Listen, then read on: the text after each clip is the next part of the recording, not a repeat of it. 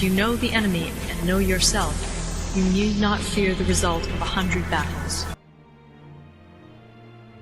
In this game here, the United Kingdom, they have strategical bombers. As I've already said, Allies doctrine gets a bigger range for their strategical bombers, so you can see for only level 2 how big this range is. He has 6 of them. However, they're heavily damaged. Why? Because he is using strategical bombers to attack land units. Please never do this, okay? This plane is designed to attack buildings. 20 damage versus buildings level 2. This is overpowered, but they only deal 1.7 attack versus units. So if you attack unarmored units, even artillery with some anti-air, militia, even the most basic troops are going to deal more damage to you than your strategic bombers will deal. So please only use your strategical bombers to attack buildings. They cost a lot, so use them smartly. Italy also has 2 attack bombers level 3.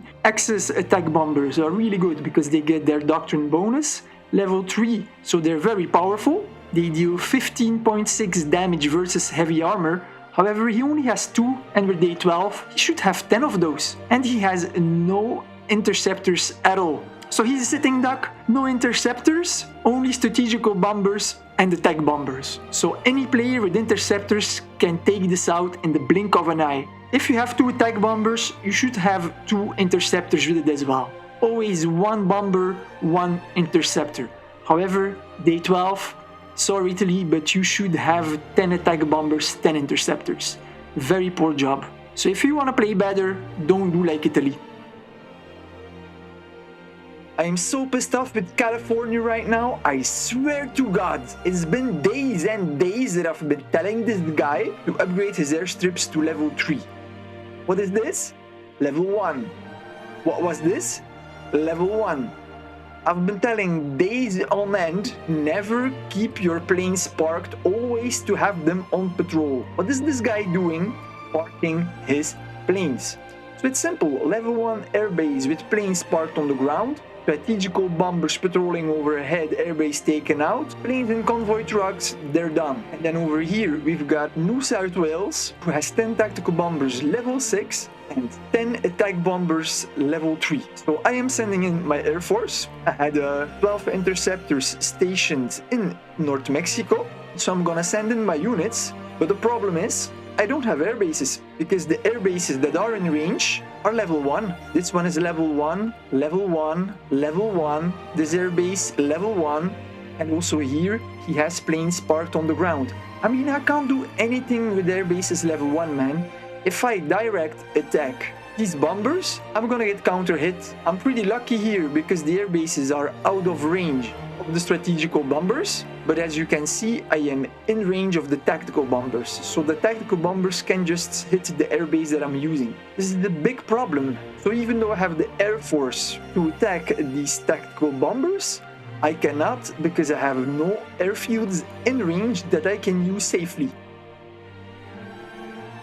My planes now are done refueling, so finally I will be able to attack these bombers that have been harassing California and that I have not been able to attack before. So I'm gonna split up in 2 stacks of 7 to be efficient. There we go, that's beautiful. So now when will they arrive? 12 minutes. That's good. In 12 minutes, I hope there's gonna be a couple bombers that are gone. And then this is also a very interesting target that is within my range. Lots of bombers but no interceptors. Pretty juicy, right? California had enough interceptors to deal with this himself. If he would only have been active, had his planes in patrol instead of having them parked, and if you would have been active to use them, of course. I mean, you can have the best and the fastest interceptors in the game like Panasian, and you can have the highest upgrades, but if you're not online to use them, they serve no purpose. So my interceptors did a ton of damage here to the bomber wing of New South Wales. Their health has dropped with 50%. Luckily he didn't see it, so I was able to attack him. He was not able to fly away. one more an attack like that, and those strategical bombers will be a nuisance no longer. And once these strategical bombers are gone, finally California will be able to save his naval bombers, because, well, we're gonna need them, right? He's moving all his planes now to Salt Lake City, just like I asked him. He wanted to use this airbase, which is not a good idea. As I've said before, only level 1. You cannot operate from an airbase level 1 if you have that many bombers are able to counter hit that airbase while you refuel. How many interceptors does he still have? 6 interceptors. Well, that's better than nothing, right?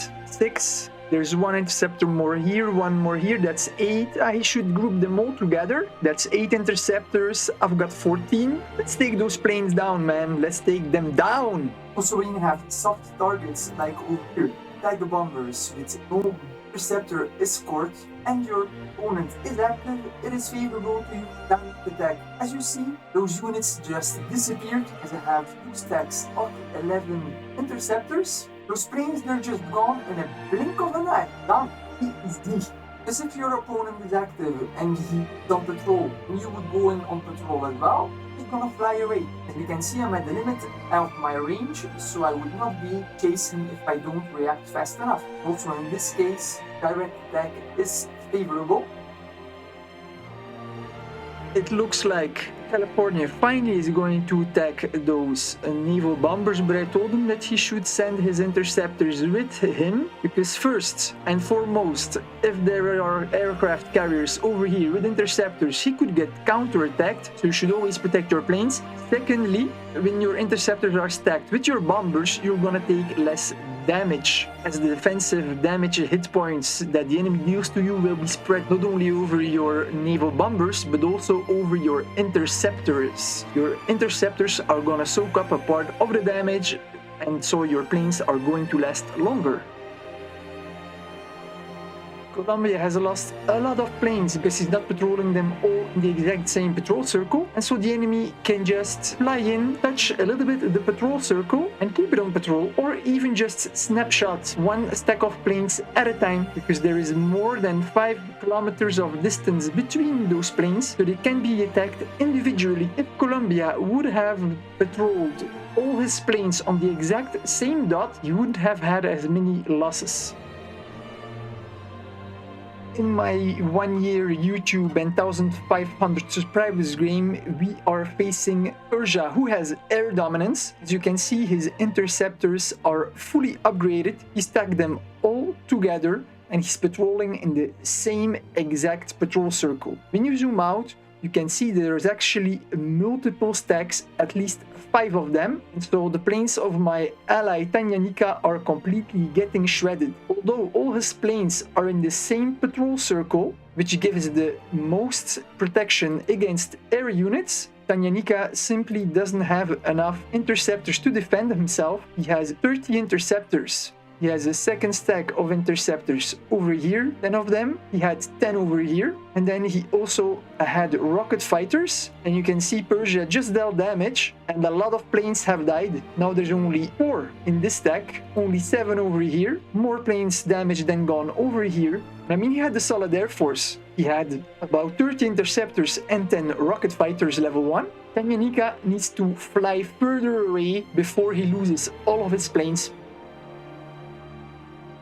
I'm counterattacking in Africa, as most of the provinces are empty, and I am targeting here this armored car, but there's a second one here, so I think I should actually hit it on patrol, but they're very fast. What are you doing, BM Fox? No. Oh, I hit the stop. No, that's not good. You want to hit the patrol. But I risk being counterattacked out of Valletta, and there's no air bases here, no building here. No. Why didn't they make any air bases in Valletta? That would have been pretty simple to do. It looks like they don't have any connecting air bases across the Mediterranean. What is that all about? That's poor invasion planning, but yeah, better for me. So I think they don't have interceptors here in the range, so I can get counterattacked, so I can use patrol. All the better for me, right? Let's take out all these units. I've done my first patrol shot. The armored car is now below 50% hit points, which is great. So I'm gonna adjust my patrol circle. He's force marching, trying to get out of there, but it won't work. I mean, you can't outrun planes, man. Impossible. He needs 22 minutes and 20 seconds, and I'm gonna arrive in 1 minute 55. So in about 17 minutes, I'm gonna have my next patrol shot, and that unit is gonna be dead. And after that, the next armored car is on the menu. He's force marching that one too, but it won't escape. Forget about it, man. So these armored cars are force marching. Force march all you want. You can't escape bombers by force marching. I'm gonna pick them off one by one, which is what bombers do best. Unless he didn't build any air bases in Valletta or in Sicily, he can't counterattack me with interceptors, which is great. Because as I've said before, usually those single units that grab a lot of territory are way more dangerous than those big stacks. It's those single units that hurt your economy, take out city after city. It's those you need to attack in priority.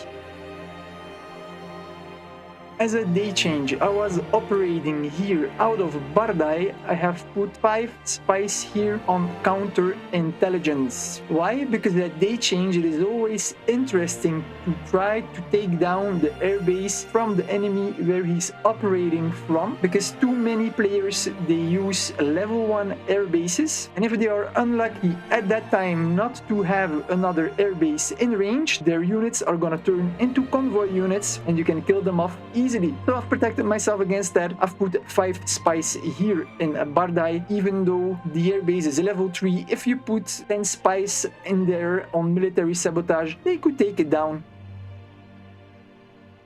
I'm not gonna be able to operate much longer because here in Giarup there is a level 2 airbase, and as soon as the enemy captures that, they will be able to use it. That then, in the other hand, is the disadvantage of building higher level airbases. The enemy can use them against you, and the same counts here for Darfur. So having high level airbases help you to move your planes around fast. It's much safer. Your airbases are more difficult to take down. However, when the enemy takes that province, they still have an intact and operating airbase that they can use immediately instead of having to wait for at least 4 hours and a half to build an airbase level 1 themselves. So there's pros, there's cons. As there are many in this game, it is a rock, paper, scissors after all. We've got a Peru over here who wants to try the same trick again. So we're just going to attack him again.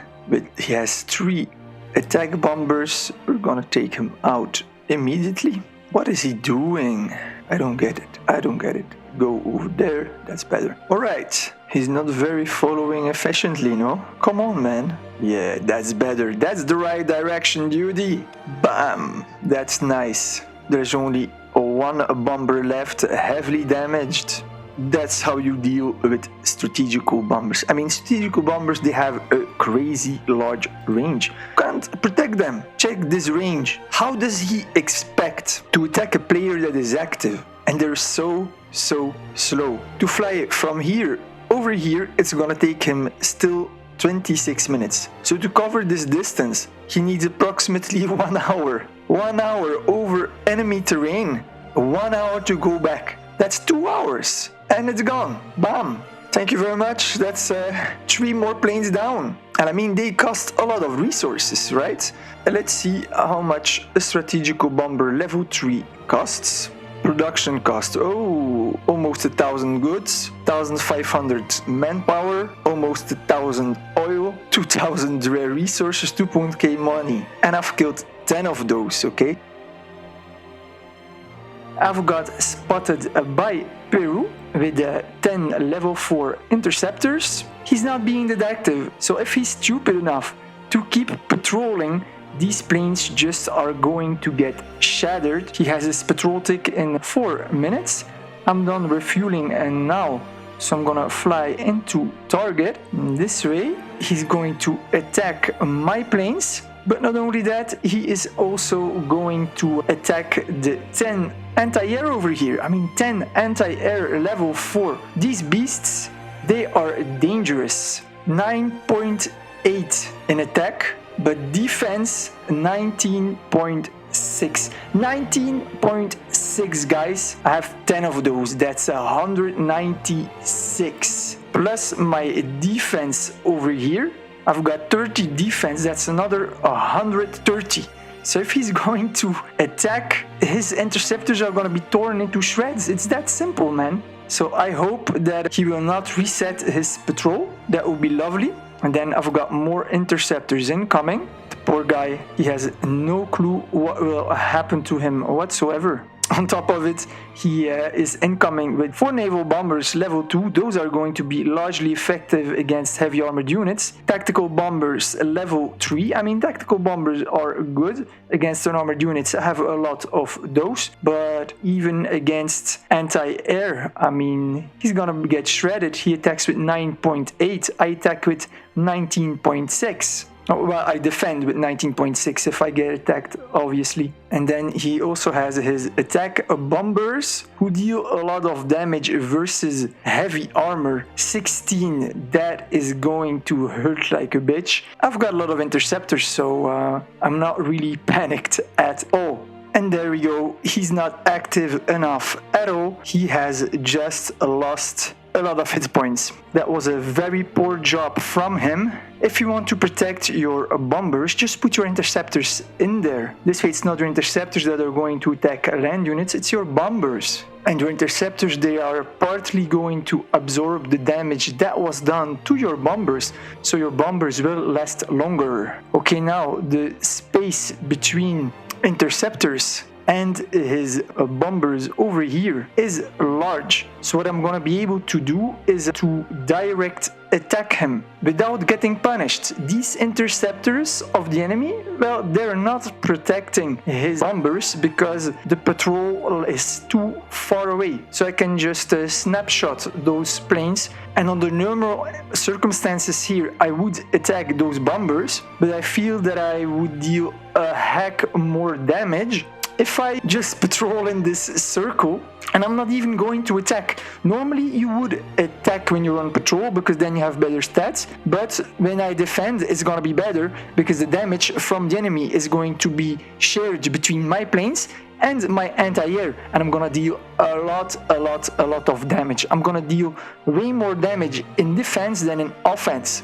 Because if I attack with my 10 interceptors now, my damage will be spread over here, 22 units. So it's not gonna be effective. I just have to reset my patrol circle each time. This way, I'm always going to be on top of the situation. Now my patrol timer has been reset and he's moving out of range with his interceptors.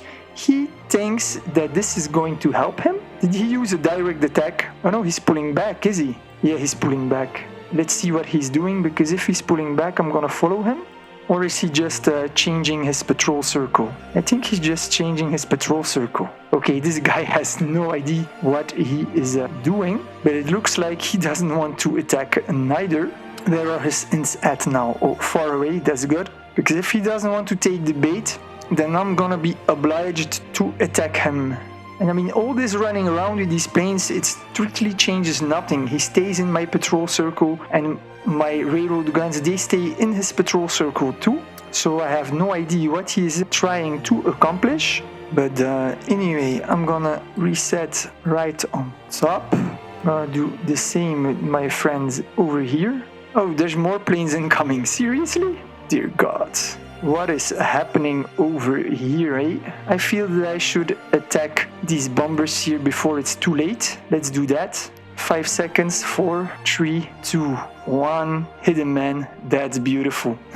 See that? He made just a very big mistake. And I mean, I refuel so fast, so I don't really care. I refuel in 7 minutes.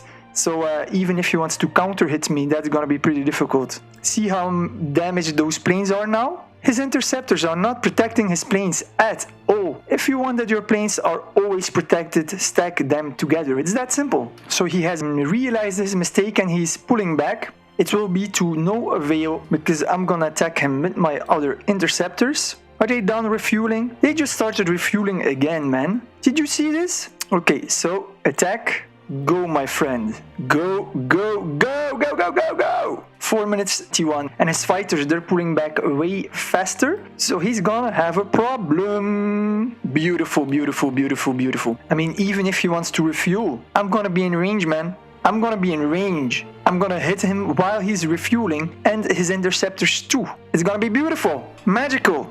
My interceptor is done attacking. See how beautiful this is? He only has one naval bomber, 2 TACs, and 2 TAC bombers left. He just lost 9 planes just like that. And I mean, it's not over yet, because this one is going to attack too. Oh yes, he will.